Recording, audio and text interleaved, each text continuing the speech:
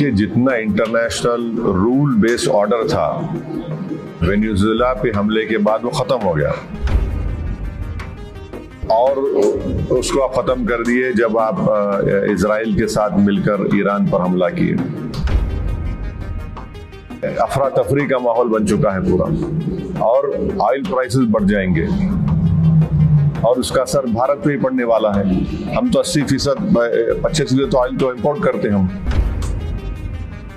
अगर $1 $2 बढ़ गया तो कितना बड़ा हम पे बोझ पड़ जाएगा।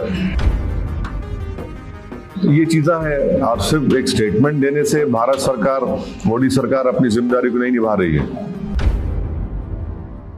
सर, पूरे वैश्विक पटल पे पहले ये जो टैरिफ का वो आया, उसके बाद वेनेजुएला की जो घटना और ये घटना, इसको आप कैसे देखते हैं? क्योंकि अमेरिका लीड करता रहा है।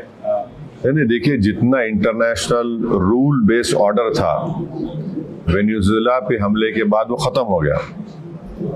अब और उसको आप खत्म कर दिए जब आप इजराइल के साथ मिलकर ईरान पर हमला किए। जेनीवा में ब्रेक थ्रू हो गया था बातचीत का। ओबामा जब प्रेसिडेंट थे तो उन्होंने ईरान से JCPOA एक एग्रीमेंट किया कि सिर्फ 3% न्यूक्लियर फ्यूल बनाएंगे।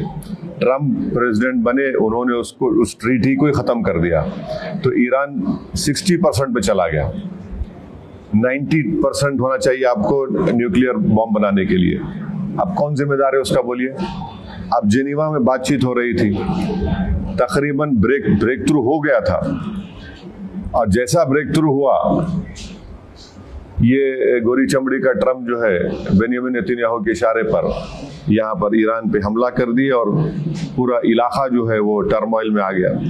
आप बताइए, दुबई का एयरपोर्ट में लोग फंसे हुए हैं, फ्लाइट्स कैंसिल हो रहे हैं, एक अफरा तफरी का माहौल बन चुका है पूरा और ऑयल प्राइसेस बढ़ जाएंगे और उसका असर भारत पे ही पड़ने वाला है। हम तो 80% 25% तो ऑयल तो इंपोर्ट करते हैं हम। अगर $1 $2 बढ़ गया तो कितना बड़ा हम पे बोझ पड़ जाएगा। तो ये चीज़ें हैं और सिर्फ एक स्टेटमेंट देने से भारत सरकार, मोदी सरकार अपनी जिम्मेदारी को नहीं निभा रही है। उनको ये पूरी कोशिश करना चाहिए। याद रखिए, अगर ये आग फैल गई जंग की, जाहिर है तमाम ममालिक में हमले हो रहे हैं, तो फिर इसका नुकसान भारत के ही उन करीब 1 करोड़ जो लोग मेहनत करते हैं वहाँ पर और अपने गाढ़े खून की कमाई से भारत को फॉरेन भी जाते हैं, उनका मुस्तकबिल क्या होगा फिर?